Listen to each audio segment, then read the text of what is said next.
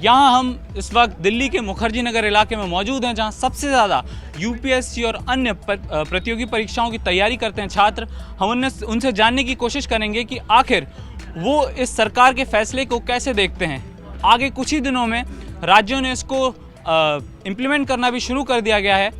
इस कदम को वो कैसे देखते हैं, हम उनसे जानने की कोशिश करेंगे।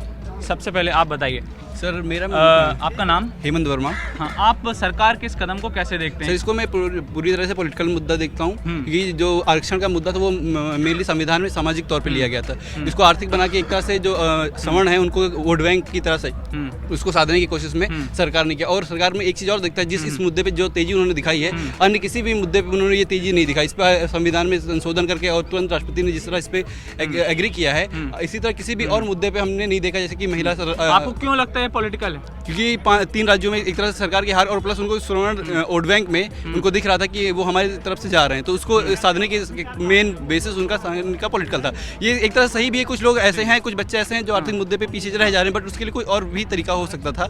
और एक तरह से नौकरियों की संख्या भी घटती चली जा रही है जो लगातार, तो उस पर आरक्षण मुझे लग नहीं लगता। जो पहले से आरक्षण की व्यवस्था थी, क्या ये जो नए 10% आरक्षण दिया गया है, इसमें आपको कुछ फ़ायदा होगा?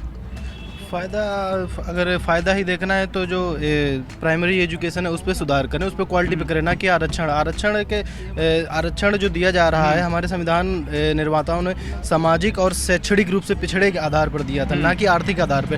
और आर्थिक आधार पे कई बार इसके पहले भी कोशिश की जा चुकी है। नरसिंह राव के उसमें सरकार में पहले एग्जीक्यूटिव ऑर्डर से पास किया गया था। इस बार उसको कॉन्स्टिट्यूशनल अमेंडमेंट करके 124 करके किया गया है।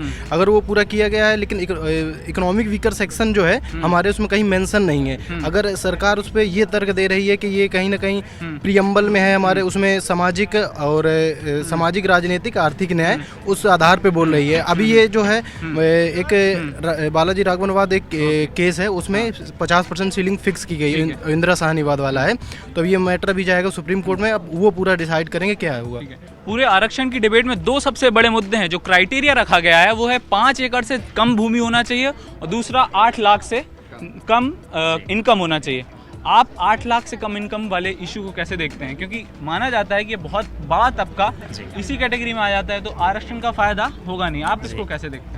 मेरा मानना ये है कि लगभग 90 to 95% जो आबादी हमारी अब इसके अंदर आ गई, आरक्षण के उसमें आ चुका है। तो जो इन्होंने अपर लिमिट रखी हुई 8 लाख का, अगर हम मंथ के हिसाब से देखें, पर मंथ 61,000 लगभग जिसकी इनकम है, वो इतना वीक है, उसको आरक्षण देने की ज़रूरत है। अगर हम टैक्स के उससे देखें, जिसकी इनकम 2.5 लाख से ज़्यादा है, वो इतना योग्य है, वो टैक्स देने के योग्य है। तो बड़ा कॉन्फ्लिक्ट मुझे दिख रहा है इसमें। अच्छा, आप टैक्स लायबिलिटी और 8% वाले स्लैब को मैच करके देख रहे हैं, लेकिन आपको क्या लगता है जो पहले से जातिगत आरक्षण था जी, उसको और इसको आप आर्थिक आधार पर आरक्षण देंगे, तो जातिगत आधार पर जो 50% आरक्षण था उससे ये प्रभावित होगा या उससे कोई दिक्कत नहीं? मुझे लगता है उससे प्रभावित नहीं होना चाहिए, क्योंकि इन्होंने कॉन्स्टिट्यूशन में अमेंडमेंट करा हुआ है। मांग कर दी है कि अब हमारे जनसंख्या के आधार पर हमारा भी आरक्षण का कोटा बढ़ाया जाना चाहिए। जी, हमारे जनसंख्या के आधार पर जैसे ओबीसी कम्युनिटी है या दूसरी कम्युनिटीज़ हैं, उनका भी कोटा बढ़ाया जाना चाहिए। आप उसको कैसे देखते हैं? तो इस संदर्भ में मेरा मानना यही है कि भारतीय लोकतंत्र को इसका पर्यायवाची जो है वो इनको घोषित कर देना चाहिए आरक्षण तंत्र। जब सारा रिजर्व ही हो जाएगा फिर मतलब ही क्या रह जाएगा। और ये जो आर्थिक आधार पे सोच है इसको मैं सही मानता हूँ, लेकिन जो उन्होंने लिमिट लगाई हुई है 8 लाख की, ये गलत है। अगर मंथ के हिसाब से, जैसा कि मैंने पहले भी कहा, अगर देखें 61,000 जो जिसकी इनकम है पर मंथ, वो इतना वीक है कि उसको आरक्षण देने की ज़रूरत है। और अगर टैक्स के हिसाब से देखें तो जो 2.5 लाख से ज़्यादा इनकम है वो टैक्स देने इतना योग्य है, वो टैक्स दे। ये मुझे कॉन्फ्लिक्ट है थोड़ा सा। अभी पिछले कुछ सालों में जाट आरक्षण, पटेल आरक्षण जैसे मुद्दे देश में छाए रहे और सरकार पर प्रेशर बना कि वो जाटों या पटेलों को आरक्षण दे। क्या आप मानते हैं सरकार का ये कदम उन सभी मांगों को खत्म कर देगा? बड़े अफसोस और हैरत की बात है, वर्तमान समय में आरक्षण को जिस प्रकार से एक खेलने का साधन बना दिया गया है, और समय समय पर जो भी सरकारें सत्ता में आई उन्होंने इसको सिर्फ एक लॉलीपॉप के रूप में यूज किया। यह निश्चय ही समाज एवं सामाजिक व्यवस्था एवं भारत के लिए बहुत ही खतरनाक स्थिति को सूचित करता है। इस पर हम कहना चाहेंगे कि संविधान की जो मूल भावना थी उस भावना को ध्यान में रखने की आवश्यकता है, और बिना भावना को ध्यान में रखे तो ये जो भी स्थितियां पैदा की जा रही हैं इससे आपसी कटुता ही बढ़ेगी। नहीं, आपको क्यों लगता है कि आर्थिक आधार पर आरक्षण देने से कटुता बढ़ेगी? हमारा कहने का अर्थ ये है कि तमाम तरह के भेदभाव जो सामाजिक आधार पर होते हैं, जाति व्यवस्था के नाम पर होते हैं, वो आर्थिक आधार पर नहीं होते। कभी ये सुनने में नहीं आया किसी दलित या ओबीसी को घोड़ी पर से उतार कर पीटा गया, मंदिर में प्रवेश करने से रोका गया क्योंकि उसकी इनकम एक निश्चित दायरे से कम थी या ज़्यादा थी। तो ये कैसे संभव हो सकता है? इस पर हम यही कहना चाहेंगे कि जो शाख है नाजुक पर आशियाना बनेगा वह नापायदार होगा। संविधान की मूल भावना को समझने की आवश्यकता है, और सरकारें सिर्फ लक्षण का इलाज कर रही हैं, बीमारी का इलाज नहीं कर रही हैं, क्योंकि इस सभी की जड़ों में अगर हम देखते हैं तो निश्चय ही जाति व्यवस्था है। कई लोगों का इसमें कहना था कि ये कानून तो बन गया है, अब लागू भी होने लगा कई राज्यों में, लेकिन इसकी न्यायिक समीक्षा या जुडिशियल एक्टिविज्म के दायरे में संविधान इसे असंवैधानिक घोषित कर सकता है। आपको क्या लगता है कि ये सुप्रीम कोर्ट, अगर कोई इसके खिलाफ सुप्रीम कोर्ट जाता है तो ये टिक पाएगा? इसकी संवैधानिक मान्यता कितनी मजबूत है? जी देखिए, मेरा मानना ये है कि संविधान में आर्थिक आधार पर पहले आरक्षण की व्यवस्था नहीं थी। तो इसके पहले अगर हम इंदिरा साहनी केस देखें या फिर जो बीपी सिंह के या फिर उनके समय ये व्यवस्था की गई थी, अभी वर्तमान में इन्होंने कॉन्स्टिट्यूशन में ही अमेंडमेंट कर दिया, आर्टिकल 15 और 16 में। तो अब मुझे लगता है कि इनवैलिड नहीं होगा, इसको वैलिड मान लिया जाएगा मेरी समझ से। हाँ, मेरा विचार यही है कि वैलिड मान लिया जाएगा। अच्छा, आपको इसके इम्प्लीमेंटेशन में कितनी चुनौतियाँ नज़र आती हैं? मुझे लगता है कि जो मेन एम है रिजर्वेशन का, जिनको दिया जाना चाहिए उनके तक ये पहुंच ही नहीं पाएगा। जैसा कि मैंने पहले भी कहा, लिमिट की मैंने बात की, जो अपर लेवल पे लोग हैं वही लोग इसका फायदा ले लेंगे, निचले तबके तक ये पहुंच ही नहीं पाएगा। तो मुझे लगता है ये जो चुनाव आने वाले हैं 2019 के लोकसभा चुनाव, इसको कुछ नज़र में रख के इस तरह के निर्णय लिए गए और जल्दबाजी में लिए गए निर्णय हैं। जल्दबाजी में लिए गए। क्या आपको लगता है इससे एक सरकार को पॉलिटिकल माइलेज मिलेगा? मुझे लगता है मिलेगा ज़रूर।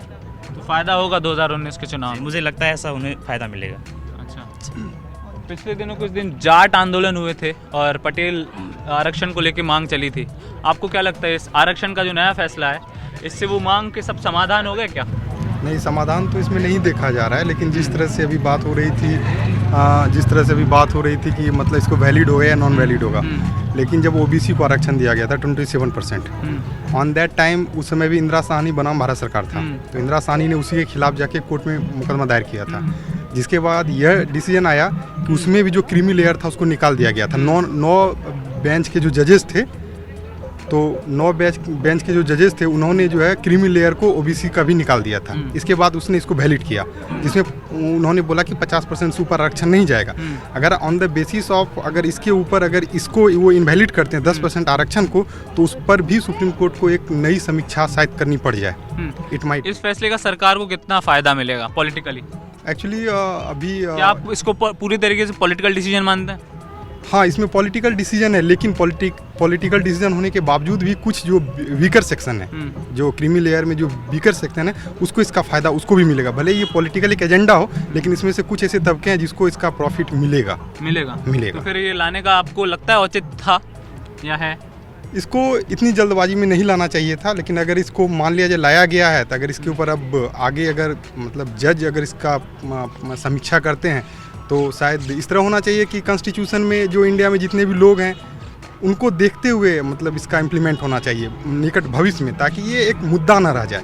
इस मुद्दे को मतलब सिरे से अब ख़त्म करने की समय भी आ गया है, नहीं तो ये बहुत बढ़ावा दे रहा है हमारे इंडिया के जो जिस तरह से विविधताओं से बढ़ा हुआ देश है, इस पर काफ़ी ज़्यादा यहाँ पे ये चीज़ें प्रॉब्लम क्रिएट कर रहा है। अक्सर होता है कि कोई भी सरकार वादे करके आती है, अपने मैनिफेस्टो में लिख के आती है कि हम ये काम करेंगे, और वो काम करती है। लेकिन ये पहली बार ऐसा हुआ कि बिना मैनिफेस्टो में था ही नहीं, ना कभी चुनावी वादे किए, लेकिन इस फैसले को लिया गया बिना किसी वादे के। क्या आपको लगता है ये सिर्फ पॉलिटिकल फायदे लेने के लिए किया गया? ये पूरी की पूरी पॉलिटिकल के लिए ही लिया गया है, क्योंकि 3 राज्यों में चुनाव की हार हुई। लेकिन ये क्रीमी लेयर 8 लाख और फिर 5 एकड़, ये बहुत ज़्यादा, इसे कुछ कम करना चाहिए। और आप गलत क्या मानते हैं? गलत यही है कि क्रीमी लेयर 8 लाख है। अच्छा, और 5 एकड़ ज़मीन और शहर में 1000 फीट का प्लॉट, तो ये अपर वर्ग के लोग हैं ना इकोनॉमिकल, वो ज़्यादा फ़ायदा लेके चले जाएंगे। इसे और कम करना चाहिए। इसे और कम किया जाए तो शायद और मतलब नीचे तो जैसे SC ST में हम देखते हैं कि वहाँ भी अपर वर्ग ही फ़ायदा, एक वर्ग ही फ़ायदा ले रहा है और जो तबके वर्ग हैं वो नहीं ले रहा है। तो वही स्थिति यहाँ भी आ सकती है, जो स्थिति हम SC ST में देख रहे हैं आज के समाज में। ये जो गवर्नमेंट के थ्रू मतलब ये जो कदम उठाए गए हैं, ये बहुत जल्दबाजी में उठाए गए हैं, लेकिन ये कदम सही था इन पे, लेकिन आराम से इनको एनालिसिस करनी चाहिए थी, क्योंकि इनके पास कोई एम्पिरिकल डेटाज नहीं है किस आधार पर मतलब ये तत्काल जो कर दिए गए हैं। क्योंकि है गरीबी तो जो मतलब जो है ये किसी को देख के नहीं आती है, जातिगत हो या कुछ भी हो।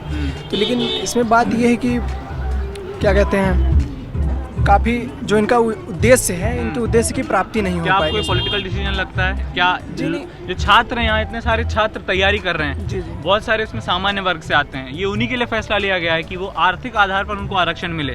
क्या आपको लगता है इनमें से सामान्य वर्ग के जो बच्चे उनको जो आर्थिक इस फैसले का फायदा मिलेगा? जी, जो आर्थिक आधार जो व्हीकल सेक्शन था, ज्यादातर लोग 8 लाख से कम इनकम वाले ही होंगे, ऐसा मेरा मानना है। बहुत कम ही लोग हैं जी, उनको ये फायदा होगा क्या?